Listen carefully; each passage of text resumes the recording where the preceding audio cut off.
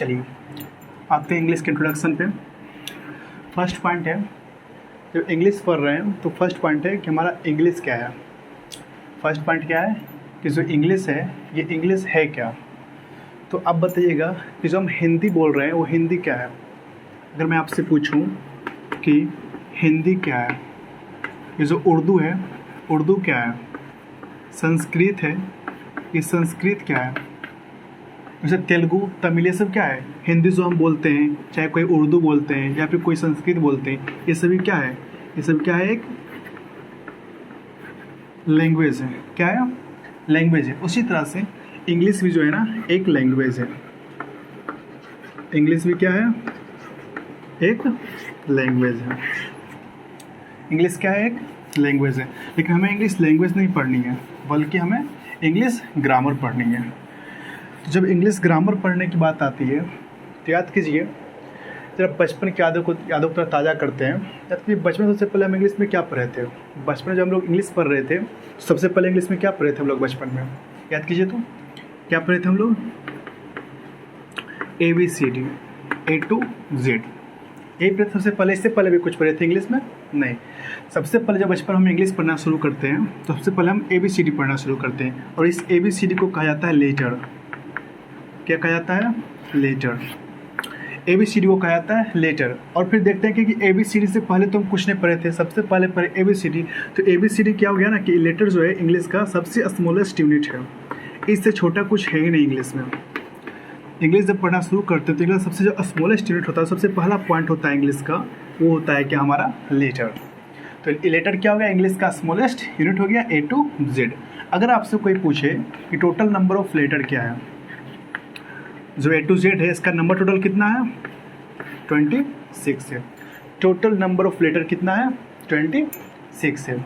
English क्या है, language है। जिस तरह से हमारा हिंदी क्या है, लैंग्वेज है, उस तरह से इंग्लिश भी क्या है, एक लैंग्वेज है।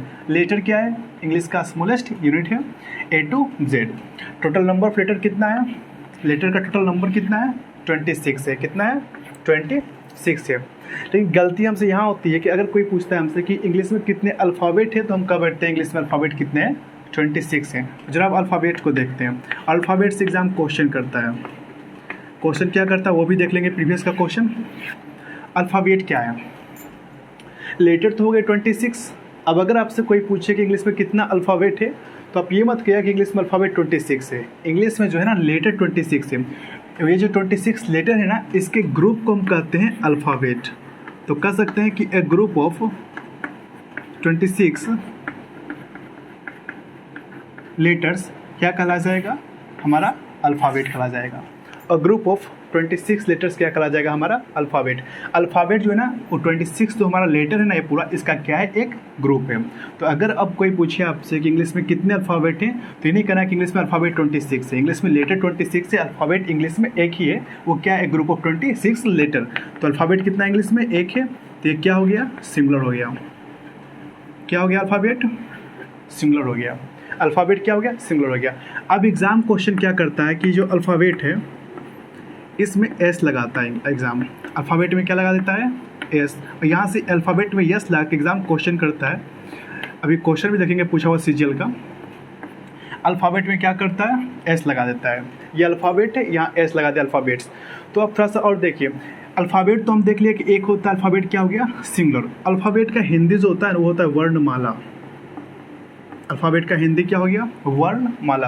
वर्ण कहते हैं लेटर को, लेटर का हिंदी होता है अक्षर या वर्ण, और वर्ण का माला मतलब वर्णों का समूह, वर्णों का माला क्या कहला गया, अल्फ़ाबेट। और अल्फ़ाबेट्स की बात करें, जब हम अल्फ़ाबेट में S लगाते हैं ना इसका पुलर बनाने के लिए, तो अल्फ़ाबेट का पुलर तो बनेगा नहीं, क्योंकि अल्फ़ाबेट क्या है, सिंगुलर है। तो जब हम अल्फ़ाबेट में S लगाते हैं तो इसका मीनिंग ही चेंज कर जाता है। इसका मीनिंग हो जाता है भाषाएँ, यानी कि लैंग्वेजेस। क्या हो जाता है, भाषाएं। और हम लोग जो सीखते हैं ना वो अल्फ़ाबेट सीखते हैं, ना कि भाषाएं सीखते हैं। हम लोग क्या सीखते हैं, अल्फ़ाबेट, ना कि भाषाएं। इसलिए अल्फ़ाबेट्स क्या होता है, गलत होता है। अब अगर कहीं भी आपको अल्फ़ाबेट में S लिखा हुआ दिख जाए तो आपको क्या कर देना, वहाँ पे इरर कर देना है। क्यों, क्योंकि हम पढ़ते हैं अल्फ़ाबेट ना कि अल्फ़ाबेट्स। और अल्फ़ाबेट होता है सिंगुलर, इसमें S नहीं लगाएंगे। S लगाएंगे तो मीनिंग चेंज करेगा। तो इंग्लिश में लेटर कितने हो गए, 26। इस 26 लेटर का जो ग्रुप बना वो क्या कहला गया, हमारा अल्फ़ाबेट कहला गया। 26 लेटर का ग्रुप क्या कहला गया, हमारा अल्फ़ाबेट कहला गया। क्लियर है। अब देखिए एग्जाम का क्वेश्चन क्या है। एक क्वेश्चन है सीजल का पूछा हुआ, Bobby learned alphabets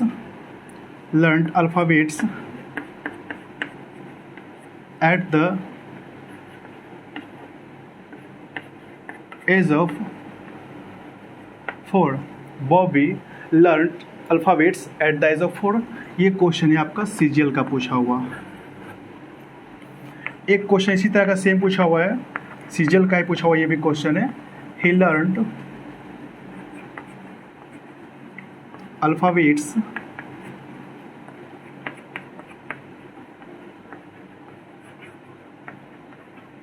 at the age of 2. ये क्वेश्चन भी सीजीएल का पूछा हुआ क्वेश्चन है। Bobby learned alphabets at the age of 4, he learned alphabets at the age of 2। अब जब इस वर्ड को देखिए, यहाँ अल्फाबेट में क्या किया है, एस लगा दिया है। और हम क्या पढ़े, अल्फाबेट होता है सिंगुलर, इसमें एस नहीं लगाएंगे। एस लगाएंगे तो मीनिंग चेंज कर जाएगा, क्या हो जाएगा, भाषाएं। और हम लोग पढ़ते हैं अल्फाबेट ना कि अल्फाबेट्स, तो यहाँ क्या हो गया, एरर हो गया। अब यहाँ पे आपको कर देना अल्फाबेट। तो अगर आपको गलती से भी अल्फाबेट में कभी भी एस दिख जाए तो आपको एरर कर देनी है, इसको नोट कीजिए।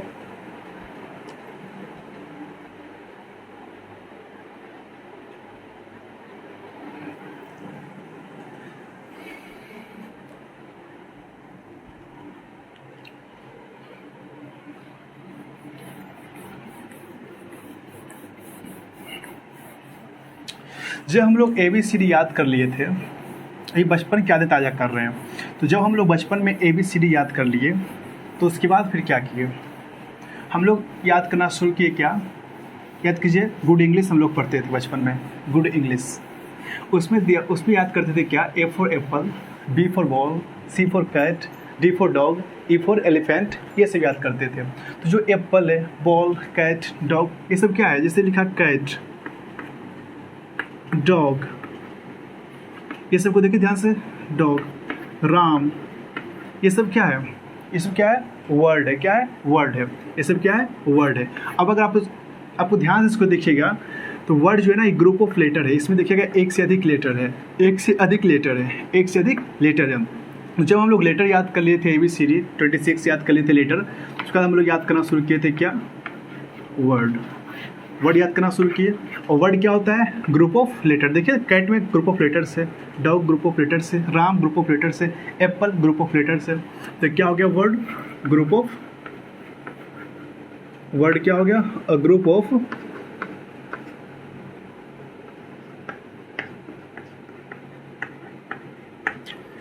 ऑफ लेटर्स हो गया क्या, वर्ड। लेकिन ध्यान दीजिएगा जरा, ये कैट का तो मीनिंग है, डॉग का मीनिंग है, राम का मीनिंग है। कैट से हम बना सकते हैं एक्ट, और एक्ट का भी मीनिंग है, एक्ट जो धारा होता है, जो चलता है, एक्ट धारा कानून का। एक हो गया एक्टिंग वाला एक्ट। डॉग की बात करें, इससे बन गया गॉड, इसका भी मीनिंग है, इसका भी मीनिंग है। राम की बात करें तो इससे हम एक वर्ड बना सकते हैं आर्म, इसका भी मीनिंग है। लेकिन अगर हम कैट से बना दें CTA, क्या ऐसा कोई वर्ड होता है, TAC, क्या ये कोई वर्ड होता है, ODG, क्या ये कोई वर्ड है, OGD, क्या ये वर्ड है, MRA, क्या ये कोई वर्ड है, MAR, क्या ये वर्ड है। इसका जबकि देखा जाए तो ये भी ग्रुप ऑफ लेटर है। क्या है, ग्रुप ऑफ लेटर है। हम डिफरेंशियल क्या भी बनाएं कि जो ग्रुप ऑफ लेटर होता है क्या कहलाता है, वर्ड। तो ग्रुप ऑफ लेटर तो ये भी है, क्या ये वर्ड हो जाएगा, ये भी ग्रुप ऑफ लेटर है, ये वर्ड हो जाएगा।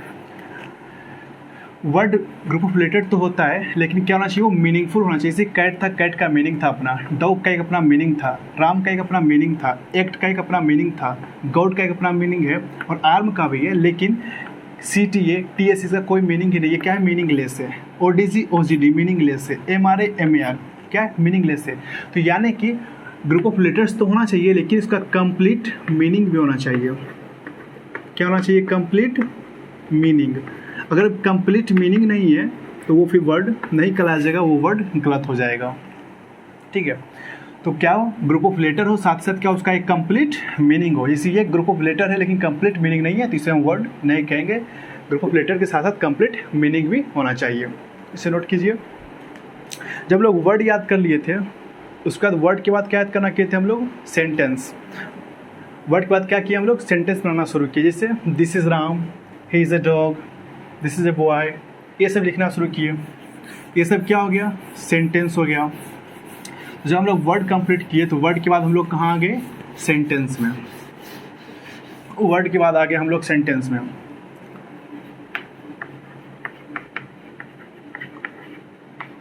अब ये सेंटेंस क्या होता है, आइए कुछ सेंटेंस लिख के देखता हूँ। जैसे एक सेंटेंस है, राम ईट्स अ मैंगो। ये एक sentence, Ram Yeats a mango. एक सेंटेंस और लिख लेता हूँ, दिस इज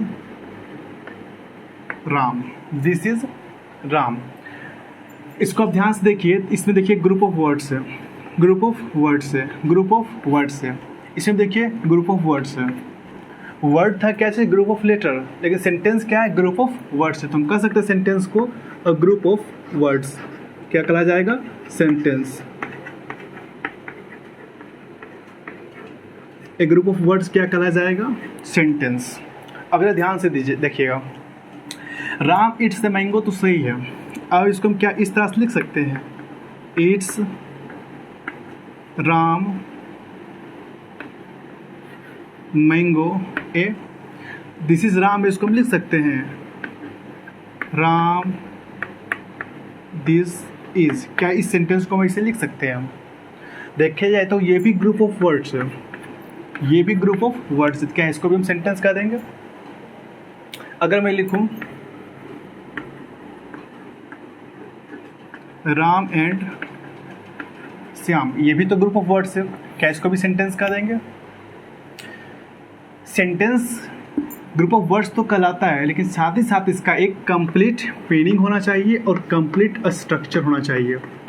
कंप्लीट मीनिंग होना चाहिए और साथ ही साथ कंप्लीट स्ट्रक्चर होना चाहिए।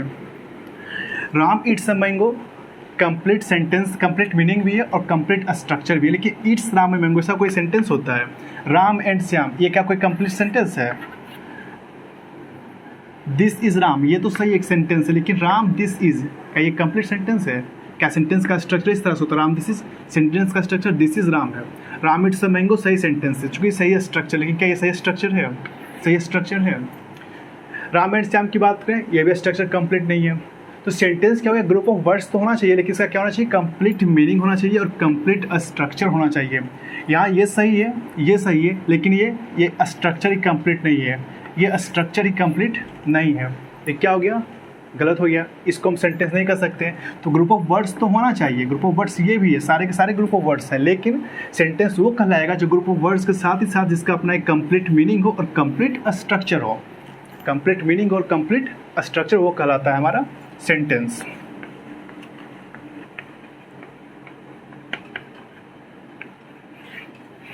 एक सेंटेंस का एक रूप होता है फ्रेज। फ्रेज भी जो होता है ना, वो भी एक ग्रुप ऑफ वर्ड्स होता है। फ्रेज भी जो है ना, एक ग्रुप ऑफ वर्ड्स है। अब देखिए ध्यान से जरा, सेंटेंस भी हमारा एक ग्रुप ऑफ वर्ड्स है और फ्रेज भी हमारा एक ग्रुप ऑफ वर्ड्स है। सेंटेंस भी एक ग्रुप ऑफ वर्ड्स है और फ्रेज भी एक ग्रुप ऑफ वर्ड्स है। बस डिफरेंस इतना है कि सेंटेंस के लिए आपको कंप्लीट मीनिंग चाहिए और कंप्लीट स्ट्रक्चर चाहिए। इसमें दोनों इनकम्प्लीट रहेगा, मतलब दोनों में से कोई भी कंप्लीट नहीं होगा, इसमें दोनों इनकम्प्लीट रहेगा। इनकम्प्लीट मीनिंग भी होगा इसका और इनकम्प्लीट स्ट्रक्चर भी होगा। इनकम्प्लीट मीनिंग भी होगा और इनकम्प्लीट स्ट्रक्चर भी होगा। कंप्लीट मीनिंग और इनकम्प्लीट स्ट्रक्चर होगा। इससे मैं लिखूं दिस इज, क्या ये कंप्लीट है। मैं लिखूं राम एंड, ये भी तो ग्रुप ऑफ वर्ड्स है, क्या ये कंप्लीट स्ट्रक्चर है, कंप्लीट मीनिंग है। मैं लिखूं श्याम इज, क्या ये कंप्लीट स्ट्रक्चर है, कंप्लीट मीनिंग है।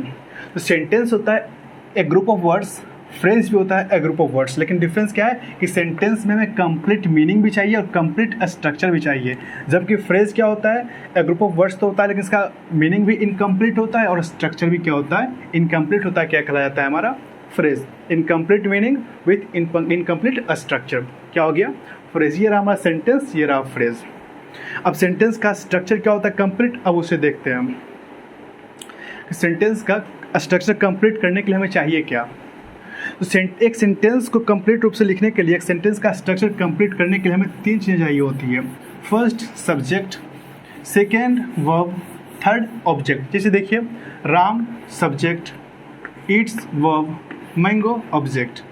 तो सेंटेंस के लिए हमें 3 चीज़ें चाहिए। एक सेंटेंस का स्ट्रक्चर को कंप्लीट करने के लिए हमें 3 चीज़ें चाहिए, सब्जेक्ट, वर्ब, ऑब्जेक्ट। अब जरा उससे देखते हैं।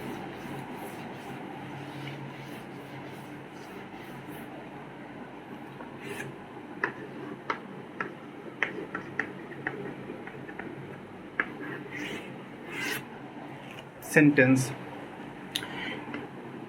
इसका स्ट्रक्चर कंप्लीट करने के लिए हमें कितनी चीज़ें चाहिए? 3 चीज़ें चाहिए। फर्स्ट हो गया सब्जेक्ट। सबसे पहले हम एक सेंटेंस को लिखने के लिए सबसे पहले उसका हम सब्जेक्ट लिखते हैं, फिर उसका हम लिखते हैं वर्ब, और थर्ड में लिखते हैं उसका हम ऑब्जेक्ट। पहले लिखते हैं सब्जेक्ट, फिर लिखते हैं वर्ब, फिर लिखते हैं ऑब्जेक्ट। अगर ये स्ट्रक्चर रहा सेंटेंस का तो सेंटेंस कंप्लीट है। अब देखिए, फर्स्ट पॉइंट है हमारा कि सब्जेक्ट क्या है। ये जो सब्जेक्ट है ये क्या है? हम बचपन से याद करते आए हैं कि काम करने वाले को हम कर्ता कहते हैं, यानी कि जो काम करता है वो हमारा सब्जेक्ट कहलाता है। जो काम करता है वो हमारा सब्जेक्ट कहलाता है। जैसे मैं अभी लिख रहा हूँ तो काम कौन कर रहा है? मैं हो गया सब्जेक्ट। मैं अभी पढ़ा रहा हूँ, काम कौन कर रहा है? मैं हो गया सब्जेक्ट। आप अभी पढ़ रहे हो तो काम कौन कर रहा है? आप हो गए सब्जेक्ट। तो जो डूअर ऑफ एन एक्शन होता है, जो काम को करने वाला होता है, वो कहला जाता है हमारा subject. Doer of an action क्या कहला गया? हमारा सब्जेक्ट। जो कि हम बचपन से पढ़ते हैं, काम को करने वाला क्या कहलाता है? सब्जेक्ट, कर्ता। जैसे एग्जाम्पल देखिए, राम ईट्स अ मैंगो। इसमें खाने का काम कौन कर रहा है? राम। ये हो गया हमारा एक्शन। वे एक्शन कौन कर रहा है? राम हो गया हमारा क्या? Subject.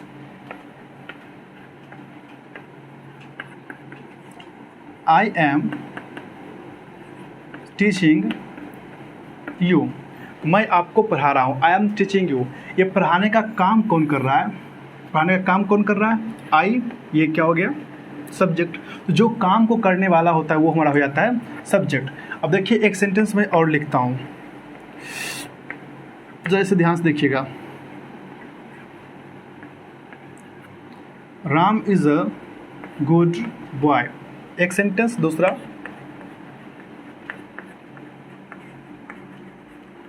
The Taj Mahal is very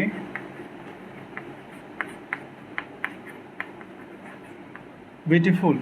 the Taj Mahal is very beautiful. अब इसको ध्यान से देखिएगा। Ram eats the mango, Ram subject है। I am teaching you, I subject है, क्योंकि ये दोनों काम करने वाला था। Ram is a good boy. Ram एक अच्छा लड़का है। इसमें राम कौन सा काम कर रहा है? राम एक अच्छा लड़का है। सेंटेंस है क्या? राम एक अच्छा लड़का है। Ram is a good boy. इसमें राम कौन सा काम कर रहा है? लेकिन ये तुम्हारा सब्जेक्ट है, जो कि बचपन से देखते आ रहे हैं। ये क्या है? राम सब्जेक्ट है। The Taj Mahal is very beautiful. Taj Mahal सुंदर है। इसमें ताजमहल कौन सा काम कर रहा है? लेकिन ये क्या है? हमारा सब्जेक्ट है। तो ये फिर कैसे हो गया? अभी तो हम पर क्या सब्जेक्ट होता है कौन? जो डूअर ऑफ एन एक्शन होता है, जो काम को करने वाला होता है, वो होता है सब्जेक्ट। फिर Ram is a good boy, the Taj Mahal is very beautiful. Ram और द ताजमहल कैसे सब्जेक्ट हो गया यहाँ पे? तो एक लॉजिक याद रखिएगा। सेकंड, एक लॉजिक नहीं है, स्ट्रक्चर है कि जब कोई नाउन या प्रोनाउन वर्ब के कहाँ आ जाए? पहले आ जाए। जब कोई नाउन या प्रोनाउन वर्ब के पहले आ जाए वो कहलाता है सब्जेक्ट। ये सब पे सेट हो जाएगा। एक तो बचपन से याद करते हैं कि डूअर ऑफ एन एक्शन क्या कहलाता है? सब्जेक्ट। सेकंड क्या है कि जब कोई नाउन या प्रोनाउन वर्ब के कहाँ आ जाए? वर्ब के पहले आ जाए, क्या कहलाता है? सब्जेक्ट। अब देखिए, तो ईट्स हमारा क्या है? वर्ब। इसके पहले क्या आ गया? सब्जेक्ट। एम क्या है हमारा? वर्ब। पहले क्या आ गया? सब्जेक्ट। इज़ क्या है हमारा? वर्ब। पहले क्या आ गया? सब्जेक्ट। इज़ क्या है हमारा? वर्ब। पहले क्या आ गया? सब्जेक्ट। तो सब्जेक्ट का दो है। एक तो एक डूअर ऑफ एन एक्शन कहलाता है सब्जेक्ट, जो कि हम देखे, लेकिन क्या देखे कि दोनों डूअर था नहीं। तो फिर क्या हो गया? वर्ब के पहले जो नाउन या प्रोनाउन आ जाएगा क्या कहला जाएगा? हमारा सब्जेक्ट। क्या कहला जाएगा? सब्जेक्ट। अब देखिए, एक चैप्टर पढ़ने का है हम लोग को प्रोनाउन। चैप्टर पढ़ने का काम है कौन? प्रोनाउन। जब हम लोग प्रोनाउन पढ़ेंगे तो वहाँ दो पार्ट पढ़ेंगे, उसका एक रिफ्लेक्सिव प्रोनाउन पढ़ेंगे, एक एम्फेटिक प्रोनाउन पढ़ेंगे। उस दोनों का एग्जाम्पल जो होता है ना सेम होता है, सॉरी, दोनों का एग्जाम्पल क्या होता है? सेम होता है। आप एक वर्ड देखते होंगे जो सेल्फ सेंड करने वाला होता है, जैसे myself, yourself, ourself. ये सारे जो है ना माई सेल्फ, योर सेल्फ, ये सभी जो है ना कभी भी, ये रिफ्लेक्सिव और एम्फेटिक का एग्जाम्पल है, ये कभी भी सेंटेंस का सब्जेक्ट नहीं बनता है। लेकिन क्यों नहीं बनता है ये हम जब प्रोनाउन पढ़ेंगे तब जानेंगे। My self,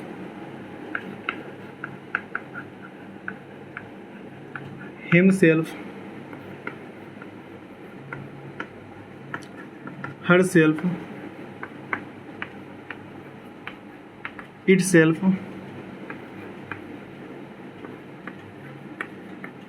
ourself, yourself, themselves।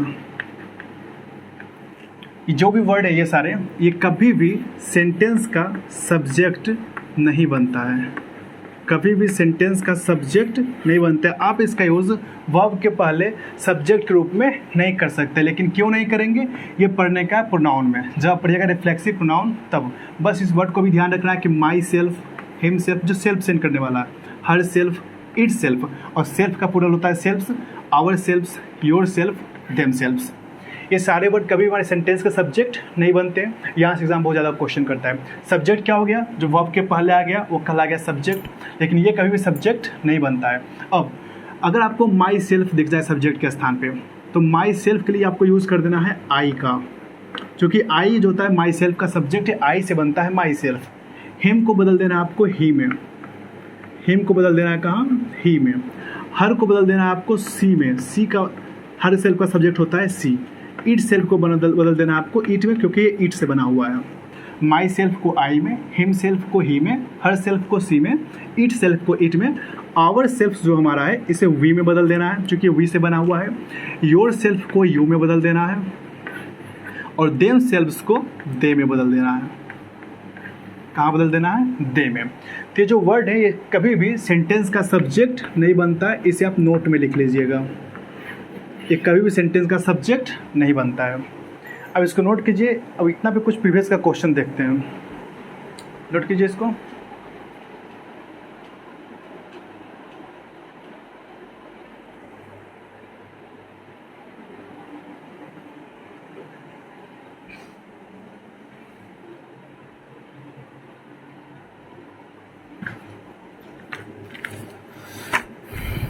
वही कुछ प्रीवियस का क्वेश्चन देख लेते हैं इस पे। सब्जेक्ट क्या हो गया समझ गया? और ये सब सब्जेक्ट नहीं बनेगा, कभी भी सेंटेंस का सब्जेक्ट नहीं बनता है। लेकिन क्यों नहीं बनता है ये बात तभी नहीं जानिएगा, जब प्रोनाउन पढ़िएगा तो तब जानिएगा कि क्यों नहीं बनता है। ये बस दिमाग में रखना है, चूँकि यहाँ से क्वेश्चन बहुत ज़्यादा करता है एसएससी। एसएससी क्या, कोई भी एग्जाम बहुत ज़्यादा क्वेश्चन करता है यहाँ से।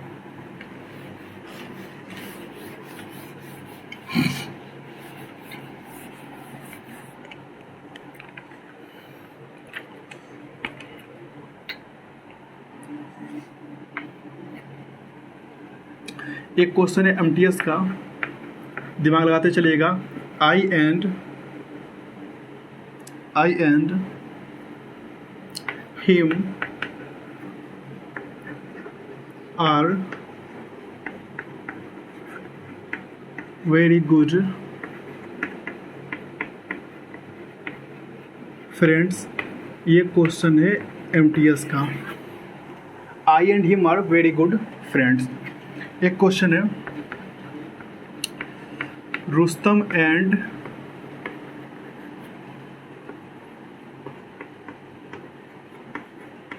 My self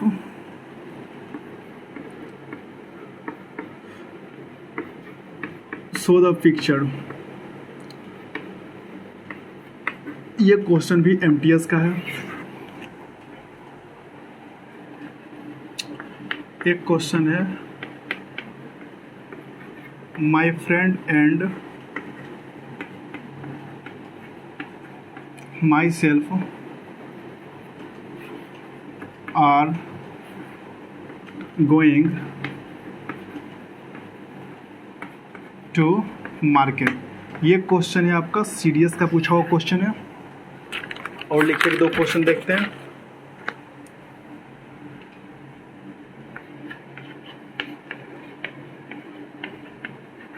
her self so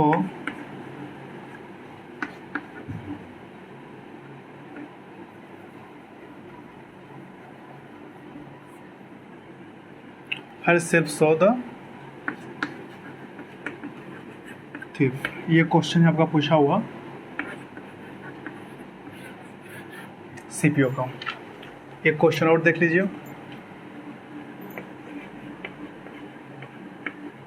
Rohini and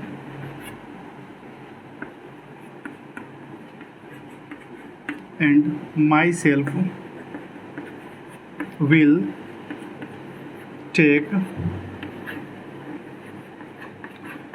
take care of the event on Sunday।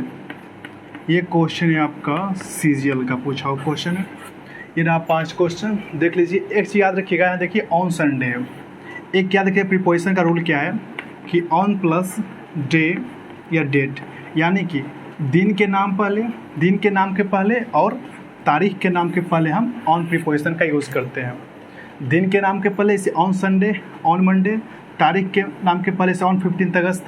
तो तारीख हो चाहे डे हो, दोनों में हम ऑन प्रीपोजिशन का यूज़ करते हैं। अब लगाइए इसको। आई एंड हिम, आर क्या है? वर्ब के पहले क्या आता है? सब्जेक्ट। यहाँ क्या हो जाएगा? ही, क्योंकि ही जो है सब्जेक्ट है, हिम जो है ऑब्जेक्ट है। ही का ऑब्जेक्ट होता है हिम, हमें चाहिए वर्ब के पहले क्या होता है? Subject. Rustam and my self, तो ये क्या है? वर्ब के पहले क्या होता है? सब्जेक्ट। और माई सेल्फ कभी सब्जेक्ट तो बनेगा नहीं, तो क्या यूज़ करना है इसके बदले में? आई का। My friend and myself are, यहाँ क्या है? वर्ब के पहले क्या आता है? सब्जेक्ट। यहाँ क्या करना पड़ेगा आपको? आई, क्योंकि माई सेल्फ बनेगा नहीं। Her self so the thief, verb के पहले क्या आता है? सब्जेक्ट। यहाँ पे क्या करना पड़ेगा आपको? सी। हर सेल्फ को बदल देना है सी में, क्योंकि सी हर सेल्फ का सब्जेक्ट क्या होता है? C. Rohini and myself will take care of the event on Sunday. Season का क्वेश्चन है। देखिए यहाँ विल क्या है? वर्ब के पहले क्या आता है? सब्जेक्ट। क्या कर देना है इसको? आई कर देना है। क्या कर देना है? आई। ये नोट में लिख लीजिएगा, प्रीपोजिशन का रूल है, याद रहेगा। अब एक चीज़ और देखिएगा, यहाँ आई एंड हिम था, हिम को हम ही में बदल दिए, ठीक ना? ये तो सही हो गया। लेकिन यहाँ पे सही जो इसका आंसर होगा ना, वो होगा ही एंड आई। क्योंकि जब प्रोनाउन पढ़िएगा तो वहाँ पढ़िएगा पर्सनल प्रोनाउन, वहाँ पे एक केस चलता है 231। ये 231 पे बैठेगा तो यहाँ हो जाएगा ही एंड आई। अभी हम सीख रहे हैं सब्जेक्ट ऑब्जेक्ट को पहचानने के लिए, तो यहाँ वर्ब के पहले क्या आता है? सब्जेक्ट। या हिम ना होकर क्या हो जाएगा? ही। ऐसे आंसर क्या हो जाएगा इसका? ही एंड आई। ये आपका क्वेश्चन, इसको नोट कीजिए।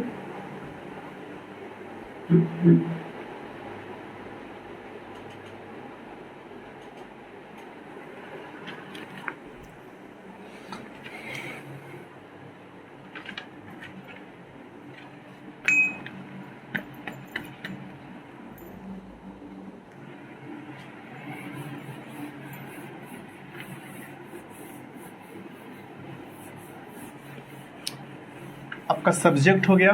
आप सब्जेक्ट समझ गए क्या होता है? कि जो एक्शन का डूअर होता है, जो काम करने वाला होता है, जो डूअर ऑफ एन एक्शन होता है, सब्जेक्ट कहलाता है। और अगर वर्ब के पहले नाउन या प्रोनाउन आए तो नाउन और प्रोनाउन क्या कहलाता है? सब्जेक्ट। और जो वर्ड सेल्फ से इंड करने वाला है, सेल्फ और सेल्फ से, वो कभी भी सेंटेंस का सब्जेक्ट नहीं बनता है। ये पॉइंट आप देखिए। अब बारी आती है किसकी? वर्ब की। ये रहा वर्ब। देखिए वर्ब एक चैप्टर पढ़ने का, वर्ब एक चैप्टर पढ़ने का है। वहाँ पे वर्ब के बारे में सारी बातें जानेंगे। अभी हल्का नॉलेज रखते हैं वर्ब के बारे में, जो आगे कहीं आपको देखने को मिलेगा, आपको प्रॉब्लम ना हो एग्जाम्पल में कहीं मैं कुछ बोलूँ तो। इसलिए हल्का वर्ब का इंट्रोडक्शन ले लेते हैं। बाकी इसका जब चैप्टर पढ़ेंगे पूरा, तो वहाँ पे इन डिटेल बेसिक से हाई लेवल तक देखेंगे। तो वर्ब को हम लोग पढ़ते आए बचपन से। वर्ब 2 पार्ट होता है वर्ब का। एक होता है मेन वर्ब, सेकेंड होता है आपका हेल्पिंग वर्ब। एक हो गया मेन वर्ब, सेकेंड हो गया आपका हेल्पिंग वर्ब। मेन वर्ब क्या है? मेन वर्ब कोई कहते हैं प्रिंसिपल वर्ब, ठीक ना, इसी को कहते हैं प्रिंसिपल वर्ब। अब हेल्पिंग को कहते हैं ऑक्सिलरी वर्ब। हेल्पिंग को क्या बोलते हैं? Auxiliary verb.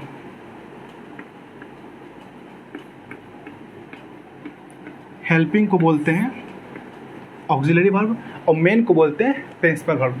मेन वर्ब क्या है?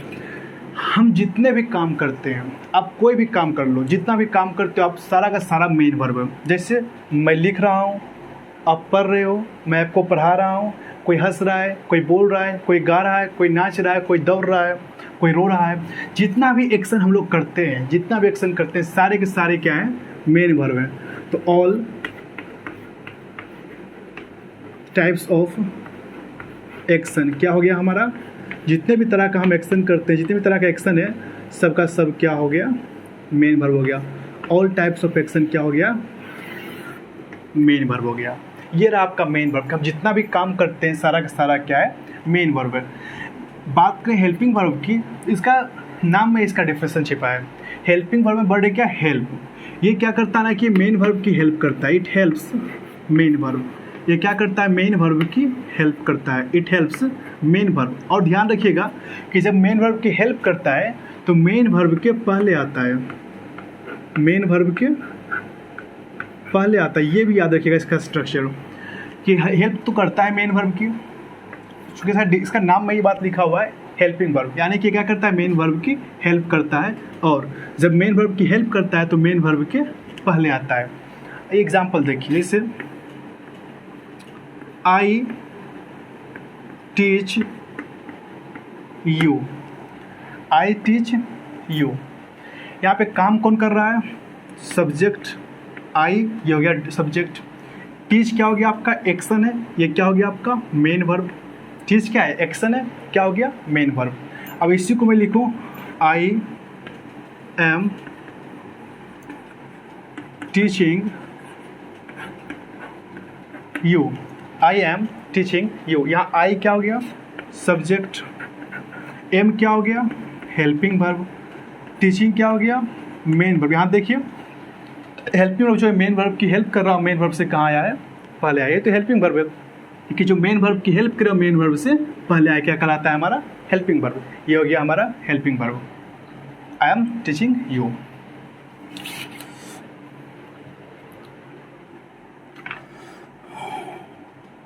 चलिए इसको नोट कीजिए।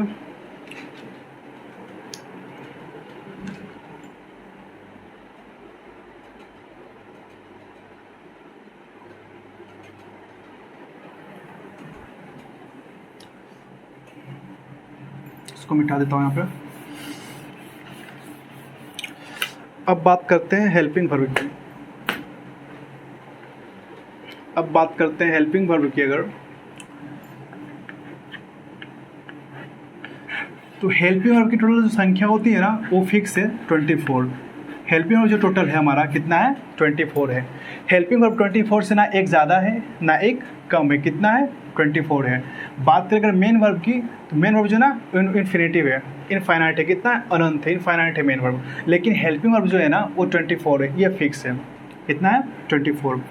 हेल्पिंग वर्ब को हम दो पार्ट में बांटते हैं। एक कहलाता है आपका प्राइमरी ऑक्सिलरी वर्ब कहलाता है एक आपका। एक होता है आपका मॉडल। क्या होता है? Model auxiliary verb.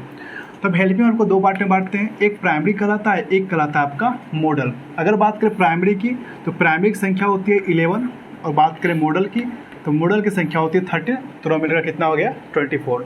Helping verb हमारा 24 होता है। हेल्पिंग वर्ब हमारा कितना होता है? 24 होता है। उसमें से प्राइमरी होता है 11 और मॉडल कितना होता है? 13। अब जो हमारा ये प्राइमरी है, इस प्राइमरी को भी हम तीन पार्ट में बांट कर पढ़ते हैं। इसको भी हम लोग 3 पार्ट में बांटते हैं प्राइमरी को। हेल्पिंग को 2 पार्ट में बांटे, एक कहला गया प्राइमरी, एक कहला गया मॉडल। प्राइमरी की संख्या हो गई 11 और मॉडल की संख्या हो गई 13। अब प्राइमरी को हम 3 पार्ट में बांटते हैं। एक कहलाता है आपका बी वर्ब, एक होता है बी वर्ब, एक होता है आपका डू वर्ब और एक होता है आपका हैव वर्ब। एक हो गया हैव वर्ब, एक हो गया डू वर्ब और एक हो गया बी वर्ब। बात करें बी वर्ब की तो इसकी संख्या होती है 5। बी वर्ब की संख्या कितनी होती है? 5। ये कौन कौन है? Is, am, are was were. ये हो गए 5 आपके be verb, is am are was were, 5 हो गए वी वर्ब। डू वर्ब की बात करूं, इसकी संख्या होती है 3। कितनी होती है? 3। ये हो गया डू, डज और हो गया डिड। इसकी संख्या कितनी हो गई? 3। किसके? डू वर्ब की। बात करें हैव वर्ब की, इसकी संख्या भी होती है 3। हैव वर्ब की संख्या कितनी होती है? 3। हैव हो गया, हैज हो गया और हैड हो गया। हेल्पिंग टोटल हो गया 24, जिसमें से प्राइमरी हो गया 11, इसमें से 5 हो गया बी वर्ब, 3 हो गया डू वर्ब और हैव हो गया 3। 5 3 8 3 11, 11 हो गया प्राइमरी वर्ब। अब मॉडल कितना हो गया? 13। ये रहे आपके प्राइमरी वर्ब 11, इसको याद कर लीजिएगा। बी वर्ब में आता है is am are was were, do verb में आता है डू डज डिड और हैव वर्ब में आता है हैव हैज हैड। बात करें मॉडल की, तो मॉडल क्या क्या होता है? मॉडल को क्रम से याद कर लीजिए। टोटल 13 है। सेल है तो सेल लिखिए आप, तो विल को भी लिखिए। जब विल लिखे तो अब सेल का पास्ट होता है शुड, शुड को लिखिए। जब शुड लिखे तो विल का पास्ट होता है वुड, वुड लिखिए। तो सेल विल शुड वुड। अब एम से 3 होता है, एक होता है मे लिखे तो मे का पास्ट होता है माइट, और एम से एक और होता है मस्ट। तो एम से हो गया 3 आपका, मे माइट मस्ट। फिर सी से देखिए कैन है और कैन का पास्ट है कुड। जब भी लिखिए सबको साथ लिखिए। कैन का पास्ट हो गया कुड, तो कैन कुड एक साथ, मे माइट मस्ट एक साथ हो गया। फिर 2 से 2 होता है, एक होता है यूज्ड टू जो 2 से एड करता है, एक होता है आउट टू। एक होता है यूज्ड टू और एक होता है आउट टू। दोनों देखिए 2 से एंड कर रहा है, दोनों 2 से एंड कर रहा है, एक साथ हो गया। अब आपका बच गया 2। एक हो गया डेयर, एक हो गया आपका नीड, डेयर और नीड। ये रहे आपका 13 मॉडल वर्ब। ये रहे 13 आपका मॉडल वर्ब। तो प्राइमरी वर्ब और हेल्पिंग वर्ब क्या हो गया? इट हेल्प्स मेन वर्ब, और मेन वर्ब के पहले आता है। मेन वर्ब क्या हो गया? और टाइप्स ऑफ एक्शन क्या हो गया हमारा? मेन वर्ब हो गया। हेल्पिंग की संख्या कितनी हो गई? 24। अगर पूछे मेन की संख्या कितनी होती है तो इनफाइनाइट होती है, वो अनंत होती है। प्राइमरी की संख्या कितनी है? 11। मॉडल कितनी है? 13। प्राइमरी कितने पार्ट में बांटे हम लोग? 3 पार्ट में, ए बी और ये हो गया सी। ये सारा पार्ट रहा उधर आपका। इधर हो गया आपका 13 मॉडल। इसको नोट कीजिए।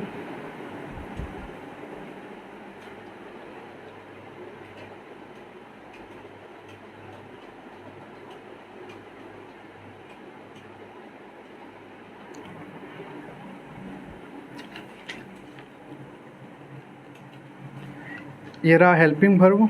अब देखते हैं ज़रा मेन वर्ब को।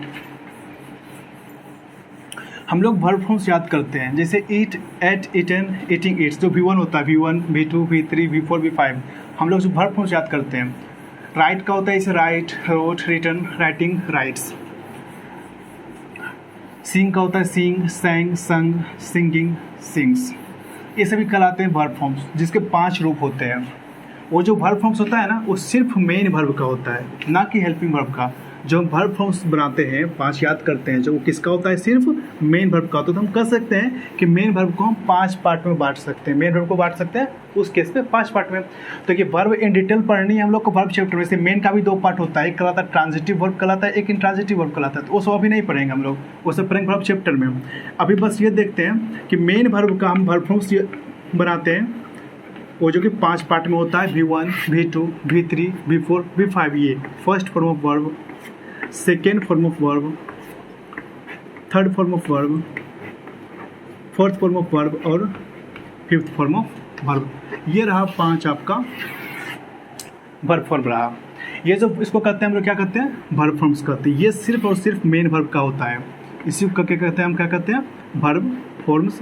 ये सिर्फ किसका बनता है? मेन वर्ब का बनता है। अब यहाँ देखिए क्या होता है कि जो हमारा V1 है, जब V1 में हम ING सफिक्स करते हैं ना, जब V1 में हम ING सफिक्स करते हैं, सफिक्स होता है जिसको हम बाद में लगाते हैं, प्रीफिक्स होता है जिसको हम पहले जोड़ते हैं। V1 में जब हम ING सफिक्स करते हैं तो हमारा बनता है V4, और जब V1 में हम S या ES लगाते हैं, सफिक्स करते हैं, तो हमारा बनता है V5। ये रहा V1। V1 में क्या लगा दिए? ING, क्या बन गया? V4, अब V1 में लगा दिए SES, क्या बन गया V5। तो V4 V5 बनाना इजी होता है, इसलिए हम बस 3 याद करते हैं, V1 V2 और V3। V4 V5 हम लोग खुद बना लेते हैं। अब ज़रा ध्यान से समझिएगा, इधर 2 वर्ड लिखता हूँ मैं, एक लिखा पेन और फिर कर दिया पेन्स, एक लिखूँ मैं बॉय और फिर कर दिया इसको बॉयज़, बॉय और बॉयज़। देखिए तो इस पेन और पेन्स में क्या अंतर है, इस बॉय और इस बॉयज़ में क्या अंतर है, बस डिफरेंस छोटा सा है। पेन में यहाँ एस लगा दिया हो गया पेन्स, बॉय में एस लगा दिया हो गया बॉयज़, लेकिन इस एस लगाने से बहुत कुछ हो गया।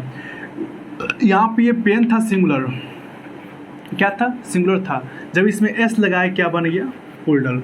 यहाँ ये बॉय था सिंगुलर, लेकिन जब बॉय में हम एस लगाए तो क्या बन गया प्लूरल। इसका मतलब कि जब हम नाउन में एस लगाते हैं या एस लगाते हैं तो क्या बनता है प्लूरल बनता है। नाउन में हम एस या एस लगाते हैं तो क्या बनता है प्लूरल बनता है, लेकिन वर्ब इसका ठीक अपोजिट है। वर्ब क्या है, ठीक अपोजिट है। जब आप वर्ब में एस या एस लगाते हैं ना तो वर्ब जो बनता है वो वर्ब बनता है सिंगुलर। क्या बनता है सिंगुलर। यहाँ से एग्जाम क्वेश्चन करता है, इसलिए ध्यान दीजिएगा। वर्ब क्या बनता है, जब वर्ब में हम एस या एस लगाते हैं तो वर्ब क्या बनता है हमारा सिंगुलर। नाउन में हम लगाते हैं एस या एस तो नाउन बनता है प्लूरल, लेकिन जब वर्ब में हम एस या एस लगाते हैं तो वर्ब बनता है हमारा सिंगुलर। तो एस या एस कहाँ लगा होता है V5 में, V5 क्या हो जाएगा सिंगुलर। तो ये क्या हो जाएगा हमारा V1 हो जाएगा क्या हमारा प्लूरल। V1 क्या हो जाएगा प्लूरल।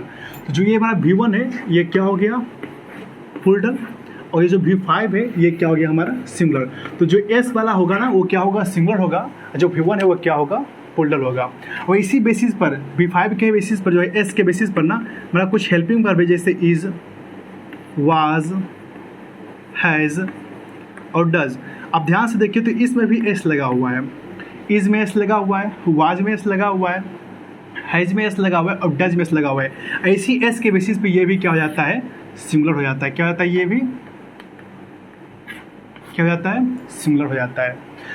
तो वर्ब में एस लगाओ तो क्या हो जाएगा सिंगुलर, एस हटा दे तो क्या हो जाएगा प्लूरल। इसलिए जो हमारा V1 होता है जो फर्स्ट फॉर्म ऑफ वर्ब होता है, इसे देखिए बोला जाता है first form of verb, second form of verb, third form of verb, इस तरह से बोला जाता है। लेकिन हम इसको शॉर्ट में बोलते हैं V1 V2 V3 V4 और V5। V1 क्या हो गया हमारा प्लूरल, वहीं एस या एस लगा दिए तो क्या हो गया फिर सिंगुलर। तो ये दिमाग में नहीं बैठाना कि नाउन की तरह वर्ब में एस लगा दिए तो बन जाएगा प्लूरल, नाउन का ठीक अपोजिट होता है। तो जहाँ भी एस दिख गया क्या हो गया ये सिंगुलर हो गया। अब देखिए एग्जाम्पल, राम ईट या Yeats a mango. Second question है आई टीच या teaches you, we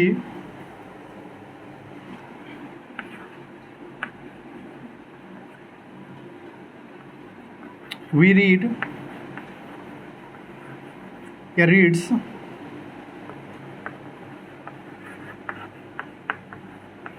English. We read या रीड्स इंग्लिश। ये 3 क्वेश्चन है, देखिएगा इसे। राम सिंगुलर या प्लूरल है, राम एक व्यक्ति है, क्या हो गया सिंगुलर। तो ये वर्ब कैसा लेगा सिंगुलर या प्लूरल।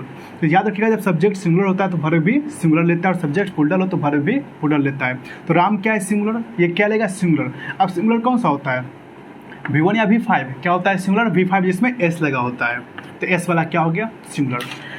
वी रीड या रीड्स इंग्लिश। वी जो होता है ये प्लूरल होता है, वी का मतलब क्या होता है हम लोग, और वी हो गया क्या प्लूरल। ये प्लूरल है तो क्या लेगा V1 या V5, तो V1 क्या होता है प्लूरल तो ये लेगा V1, V5 नहीं लेगा। S वाला क्या होता है सिंगुलर। आई की बात करें तो आई तो होता है सिंगुलर, आई जो है ना आई होता है सिंगुलर, आई जो है होता तो सिंगुलर है, लेकिन V1 V5 की बात करें तो अपने साथ ही ये लेता है V1। क्या लेता है आई V1 लेता है, होता है खुद तो सिंगुलर लेकिन वर्ब लेता है ये क्या प्लूरल लेता है। तो आई टीच होगा या टीचेज होगा, आई टीच होगा, क्यों चूंकि क्या लेता है V1। आई होता है सिंगुलर लेकिन लेता क्या है V1, क्या लेता है V1। इसको आप नोट में लिख लीजिएगा, ये सब प्रोनाउन में पढ़ने का है। तो V1 हमारा क्या हो गया प्लूरल, V5 क्या हो गया सिंगुलर। तो वर्ब में अगर आप S लगा रहे हो या वर्ब में आपको S दिख रहा है वो क्या होगा सिंगुलर होगा। उसी बेसिस पे इज वाज हैज डज भी क्या होता है हमारा सिंगुलर होता है, क्योंकि इसमें भी S लगा हुआ है। बाकी इन डिटेल इसको हम लोग बाद में पढ़ेंगे। अब यहाँ से कुछ क्वेश्चन बनाते हैं प्रीवियस का, इसको नोट कीजिएगा।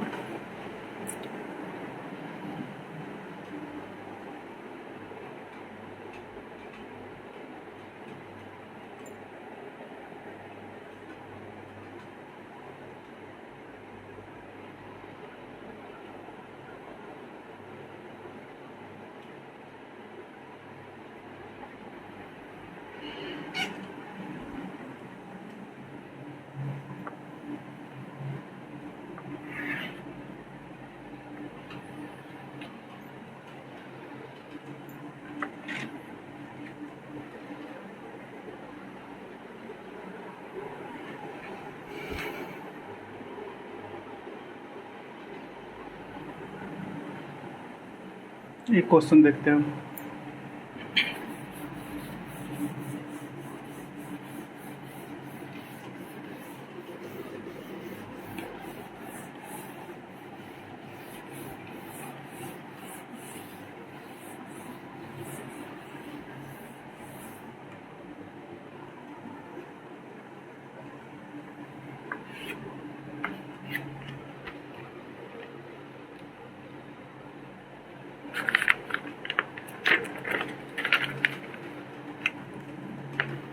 She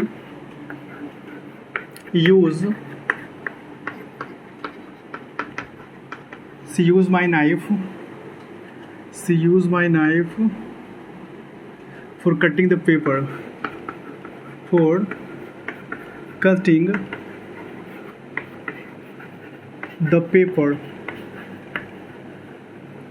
the paper, ये क्वेश्चन पूछा हुआ BSRB का पूछा हुआ क्वेश्चन है।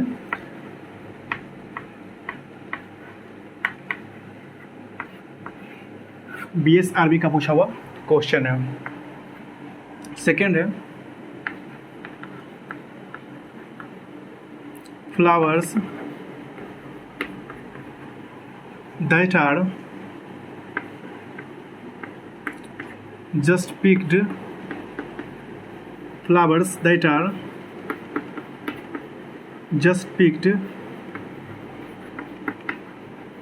begins to roast in 15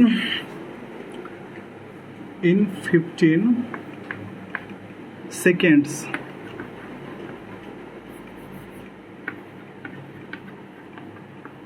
in 15 seconds. ये क्वेश्चन है आपका MTS का पूछा हुआ क्वेश्चन है, पढ़िए, दिमाग लगाइए। एक क्वेश्चन है our country need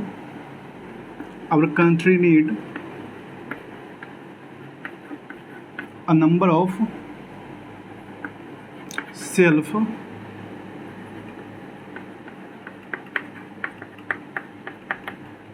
self-sacrificing and devoted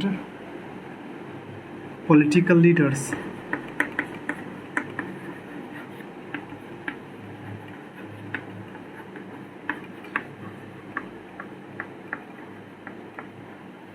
question और भी है बट इतना देखिए, BSRB का पूछा हुआ क्वेश्चन है। 3 क्वेश्चन आपके सामने है। She used my knife for cutting the paper. Flowers that are just picked begins to rot in 15 seconds. MTS का पूछा हुआ क्वेश्चन है। Our country need a number of self-sacrificing and devoted political leaders. BSRB का पूछा हुआ question है। देखिए C हमारा सिंगुलर या प्लूरल है, क्या है सिंगुलर। ये क्या लेगा V1 या V5, क्या लेगा V5। S वाला क्या होता है सिंगुलर होता है। यहाँ यूज होगा, यहाँ करना पड़ेगा आपको यूजेज, क्या करना पड़ेगा यूजेज होता है सिंगुलर, यूज होता है प्लूरल, ठीक है। यूजेज क्या होता है singular. Flowers that are just picked, flowers देखिए क्या है प्लूरल है, यहाँ देखिए वर्ब क्या आ गया प्लूरल आ गया। Flowers that are just picked begins, लेकिन यहाँ दिया वर्ब सिंगुलर S वाला दे दिया, V5 दे दिया। तो इसको क्या करना होगा हमें V1 में बनाना होगा। क्या बनाना होगा V1, इसको S हटा दीजिए और कर दीजिए बिगिन। क्या कर दीजिए begin. Our country need, country हमारा सिंगुलर या प्लूरल, क्या है सिंगुलर है। जब सिंगुलर है तो क्या वाला वर्ब लेगा ये S वाला लेगा। यहाँ नीड नंबर क्या हो जाएगा V5 हो जाएगा नीड्स, नीड है हमारा V1 हो जाएगा V5 नीड्स। ये रहा आपका V1 होता है प्लूरल, V5 होता है सिंगुलर, S लगा दिए हो गया singular.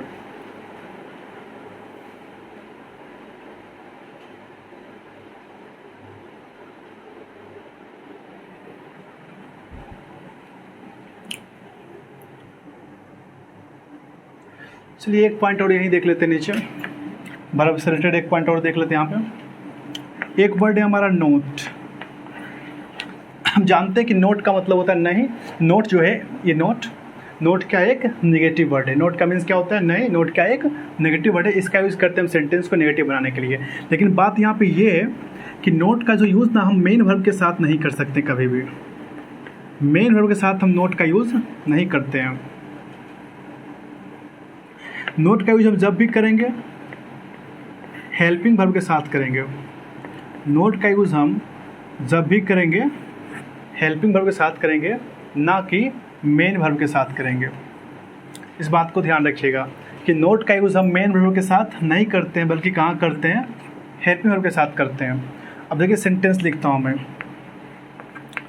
I teach not you. I teach not you. Teach हमारा क्या है? एक्शन है, मेन वर्ब है। यहाँ पे लगा दिया नॉट, हो गया गलत, क्योंकि मेन वर्ब के साथ हम नोट का यूज़ नहीं करते। कहाँ करते हैं? हेल्पिंग वर्ब के साथ करते हैं। आई टीच नॉट यू, हो गया गलत। अब हमें क्या लगाना है यहाँ पे? Helping verb. अब यहाँ पे हेल्पिंग वर्ब कौन सा लगाएंगे? तो देखिए, जब V1 को जो फर्स्ट फॉर्म ऑफ वर्ब है, जब इसे हेल्पिंग वर्ब की ज़रूरत हो तो आप यूज़ कीजिए डू का। किसका यूज़ कीजिए? डू का। जब V1 को हेल्पिंग वर्ब चाहिए तो आप यूज़ कीजिए डू का। जब V5 को हेल्पिंग वर्ब चाहिए आप यूज़ कीजिए डज का। किसका? डज का। और जब V2 को हेल्पिंग वर्ब चाहिए तो आप यूज़ कीजिए डिड का। हाँ, समझिएगा इसको।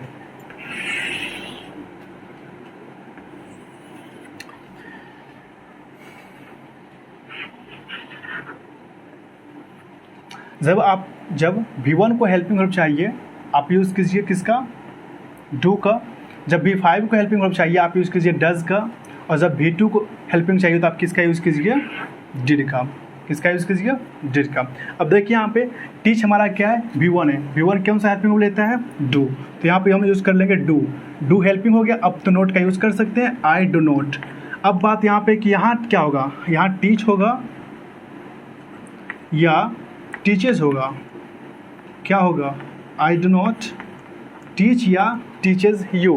तो एक बात और याद रखिएगा, ये जो तीनों डू वर्ब है ना, डू, डज और डिड, ये दोनों क्या है? डू वर्ब है। ये अपने बाद हमेशा फर्स्ट फॉर्म ऑफ वर्ब लेता है। हमेशा क्या लेता है? फर्स्ट फॉर्म ऑफ वर्ब लेता है। कौन? डू, डज और डिड। तो यहाँ क्या है? डू। क्या लेगा ये? V1 क्या हो जाएगा? टीच, ना कि टीचेस। इसी तरह से अगर आपको क्वेश्चन दे सी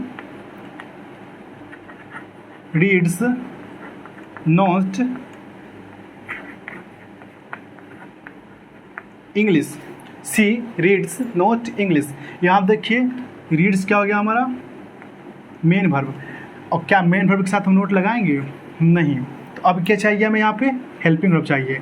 अब पहले लिख दिए सी। अब रीड्स क्या है हमारा? V5। V5 का हेल्पिंग क्या बनता है? डज। V5 का हेल्पिंग क्या बनता है? डज। अब लगा दिए यहाँ पे नोट। अब यहाँ पे क्या होगा? डज नॉट रीड होगा या रीड्स होगा? तो डज क्या लेगा? V1।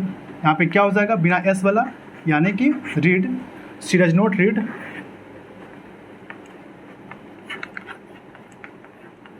English. She does not read English. तो V1 को जब हेल्पिंग चाहिए होगा वो लेगा डू। V5 को जब हेल्पिंग चाहिए होगा वो लेगा शी डज नॉट। वहाँ पे रीड है, ये जो है ये आपका रीड है। V5 को हेल्पिंग चाहिए होगा वो लेगा डज। और जब V2 को चाहिए होगा हेल्पिंग तो क्या लेगा? डिड। और जो हमारा डू वर्ब है, डू, डज, डिड, अपने साथ हमेशा क्या लेता है? V1 लेता है। तो नोट जो है, नोट का यूज़ हम मेन वर्ब के साथ नहीं करते हैं, बल्कि हेल्पिंग वर्ब के साथ करते हैं।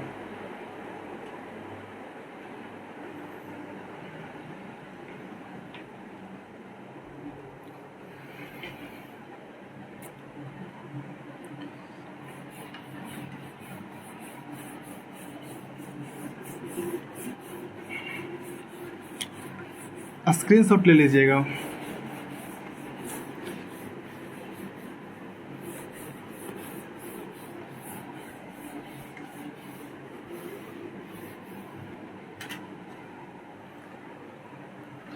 एक क्वेश्चन और देखिए, आई टाउट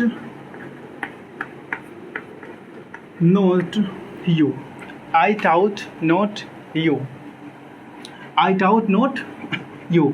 टाउट क्या हो गया हमारा, मेन वर्ब हो गया ये V2, क्या है V2 है, और यहाँ आ गया नोट, क्या मेन वर्ब के साथ नोट का यूज़ करेंगे नहीं। तब क्या करना पड़ेगा, हमें हेल्पिंग चाहिए। V2 का हेल्पिंग क्या बनता है, डिड हो गया, आई डिड, यहाँ लगा दिए नोट। अब डिड अपने साथ कैसा वर्ब लेगा, V1 या V2 या V5, क्या लेगा V1, हो जाएगा I did not teach you, I did not teach you. ये रहा आपका वर्ब, ये रहा आपका वर्ब। चलिए वर्ब में एक केस और देख लेते हैं, यहाँ पे एक केस और देख लेते हैं वर्ब का। एक चैप्टर पढ़ने का हम लोगों को कंडीशनल सेंटेंस, बहुत क्वेश्चन आता है जो भी पढ़ने जा रहे हैं यहाँ से। एक चैप्टर पढ़ने का हम लोगों को कंडीशनल सेंटेंस, वहाँ पे एक केस हम लोग पढ़ते हैं अनफुलफिल्ड विश या डिज़ायर का, अनफुलफिल्ड विश या डिज़ायर का केस क्या वहाँ पर पढ़ते हैं हम लोग, अनफुलफिल्ड विश या डिज़ायर का, अनफुलफिल्ड विश या डिज़ायर का पढ़ते हैं हम लोग केस, अनफुलफिल्ड विश या डिज़ायर का। अब समझिए कि अनफुलफिल्ड विश या डिज़ायर होता क्या है। ये ऐसी इच्छाएं हैं जो पूरी नहीं हो सकती है, ये ऐसी इच्छाएं आपकी जिसे पूरा नहीं किया सकता हो। जैसे अगर मैं बोलूँ कि काश मैं डॉक्टर होता, तो क्या मैं हो सकता हूँ।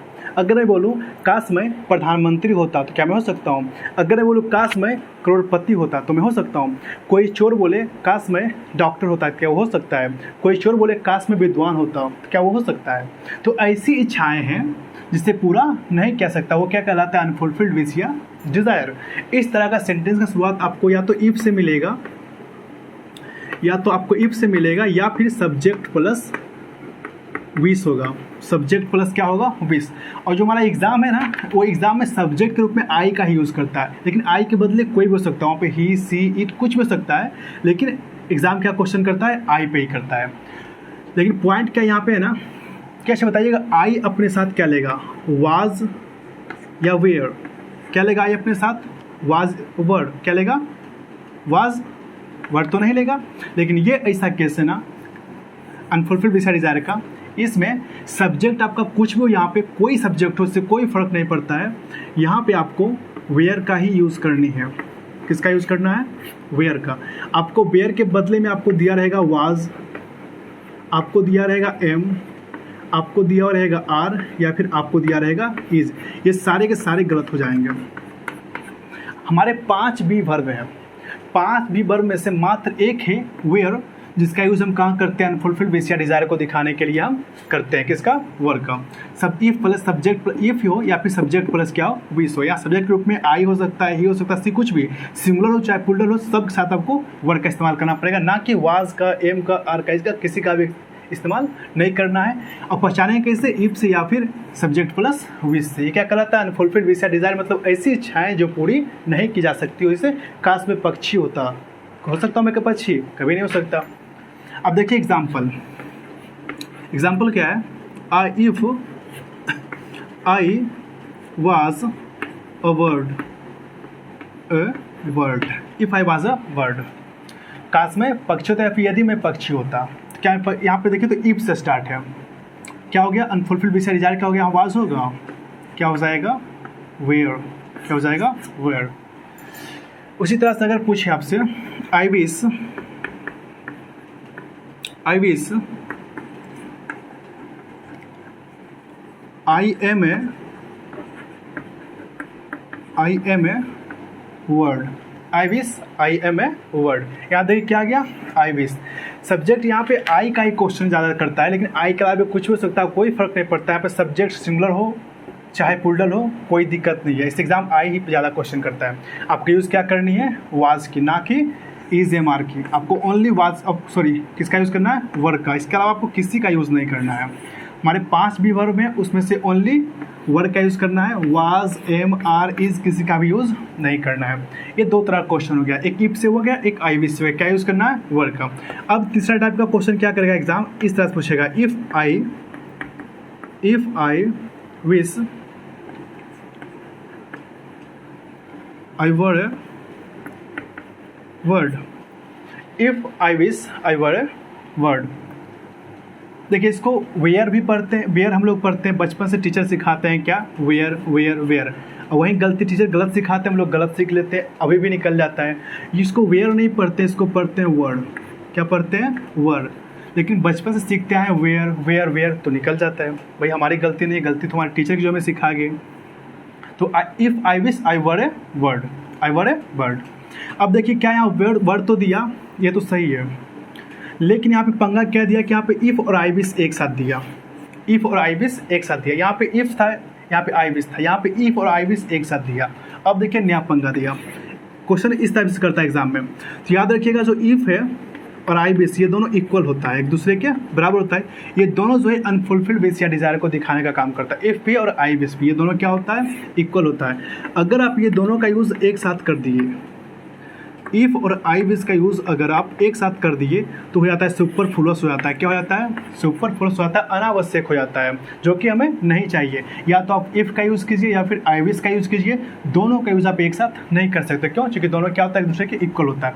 तो अब यहाँ पे आप या तो आप इफ़ का यूज़ करो या फिर आई विश का यूज़ करो, दोनों का यूज़ हम एक साथ नहीं कर सकते हैं। तो मैं यहाँ पे इफ़ को हटाता हूँ, आप चाहो तो आई विश को हटा दो, जिसको हटाना है। तो दोनों का यूज़ हम एक साथ नहीं कर सकते हैं। ये रहा आपका 3 एग्जाम्पल्स को नोट कीजिए। मैं फिर कुछ प्रीवियस का क्वेश्चन लिखता हूँ पूछा हुआ एग्जाम का।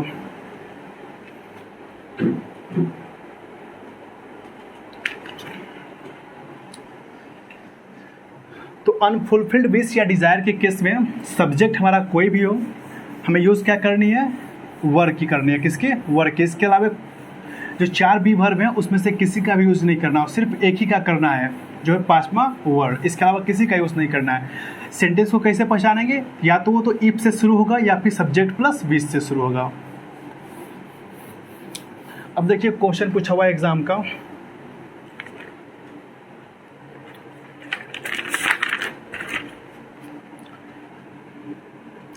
सीजल का क्वेश्चन है एक छोटा सा। I wish I was on vacation, ये आपका सीजल का पूछा हुआ क्वेश्चन है। I wish I was on vacation एक क्वेश्चन है, ये भी सीजल का ये छोटा सा। I wish I was a Superman, I wish I was a Superman, ये भी सीजल का पूछा हुआ क्वेश्चन है। एक और क्वेश्चन है, ये क्वेश्चन है सीपीओ का पूछा हुआ। If I was he, if I was he I wouldn't, would not का शॉर्ट फॉर्म होता है wouldn't, I wouldn't accept this gift, ये क्वेश्चन है सीपीओ का। ये क्वेश्चन का क्या है, सीपीओ का है। एक क्वेश्चन और देखिए, स्टेनोग्राफर का पूछा हुआ क्वेश्चन है। इफ, इसको छोड़िए, सेम क्वेश्चन है, हल्का सा डिफरेंट है इससे। दूसरा क्वेश्चन लिखते हैं, इनकम टैक्स का पूछा हुआ क्वेश्चन है। If she was a bird, if she was a word,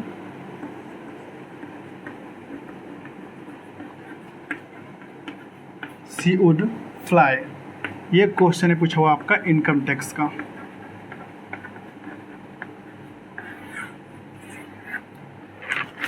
इस 4 क्वेश्चन को आप देखिए। यहाँ है आई विश, जब आई विश आ गया तो यहाँ बी वर्ब में से सिर्फ क्या आ सकता है, वेयर, इसके अलावा कुछ भी नहीं आ सकता है।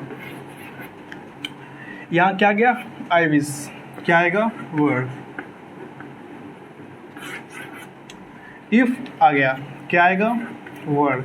ये सारी चीज़ें क्या बताती है, अनफुलफिल्ड विश या डिज़ायर को। इफ आ गया, क्या आ जाएगा यहाँ पे, वर्ड। यहाँ पे सी है या आई है, क्या, इससे कोई फर्क नहीं पड़ता है। आप यूज़ करनी है सिर्फ किसकी, वर्ड की। लेकिन क्यों यूज़ करते हैं वर्ड का ही सिर्फ, वाज का क्यों नहीं करते हैं, या अलग का और किसी का क्यों नहीं करते हैं, ये हम लोग जब कंडीशनल सेंटेंस पढ़ेंगे तब जानेंगे। वहाँ पर बहुत सारे ऐसे केसेस पढ़ना है तो वहाँ पे अच्छे से जानेगा, आप इसको नोट कर लीजिए।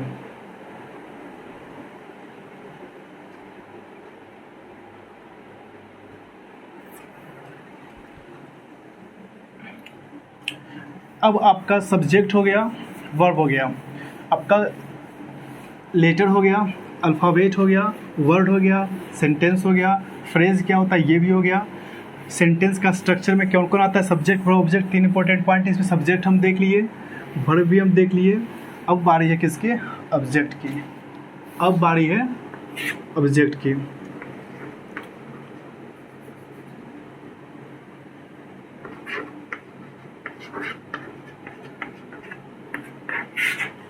अब बारी है ऑब्जेक्ट की।